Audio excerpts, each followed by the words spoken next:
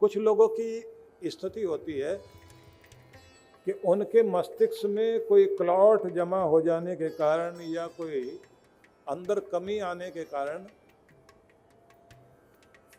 Death bed पर लेटे हुए गालियां निकल रही मुंह से, और पूरी जिंदगी भक्त थे बहुत अच्छे। तो लोग कह रहे होते हैं कि ये क्या हो गया, उनकी क्या गति होगी। तो ये याद रख लेना चाहिए, वो जो उनकी भक्ति की हुई है ना, वो बेकार नहीं जाएगी। वो तो आखिर में कोई बटन दब गया ऐसा, वो मुंह से कुछ भी निकल रहा होगा, लेकिन अंदर उनके जो कुछ बसा हुआ है, जो जिंदगी भर उन्होंने नाम जपाया, वो उनको पार लगाएगा जरूर। इसलिए कृष्ण भगवान ने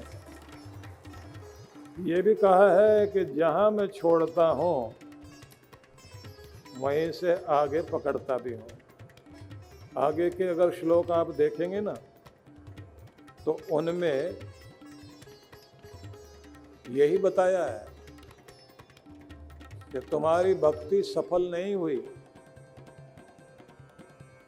सफल नहीं हुई तो अंत हो गया ऐसे ही, मतलब मुक्ति नहीं हुई, दोबारा धरती पर आओगे।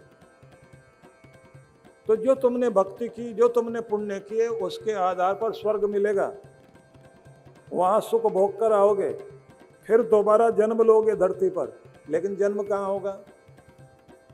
तो उसके लिए भगवान ने जो कहा है वो भी आगे वाले जो श्लोक हैं उनको आप देखेंगे, उनकी व्याख्या आगे करूंगा। लेकिन इतना सोच लीजिए, भगवान कहते हैं प्राप्त पुण्य कृताम लोकानुषित्वा शाश्वती समः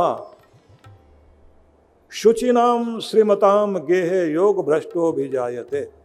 शाश्वत काल तक स्वर्ग का आनंद भोगने के बाद ऐसी आत्माएं जिन्होंने अपनी भक्ति और पुण्य करते करते शरीर छोड़ा था, लेकिन उनकी कम मोक्ष नहीं हुआ, और पुण्य थे, भक्ति थी बहुत,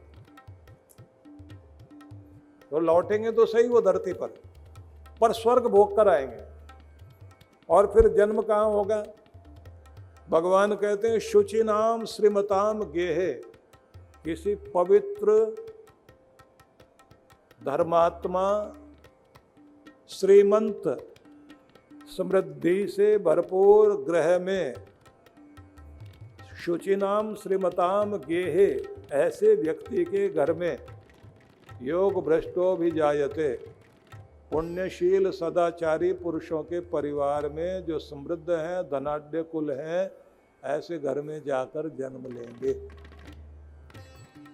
अथवा आगे फिर कहा अथवा योगिनाम मेव कुले भवति धीमताम, या फिर बहुत भक्ति थी लेकिन सफल नहीं हो पाई थी, बीच में ही शरीर छूट गया था। कहते हैं स्वर्ग भोगने के बाद धरती पर आएंगे, आकर के किस घर में जन्म लेंगे? योगियों के कुल में, किसी योगी के परिवार में जाकर जन्म लेंगे।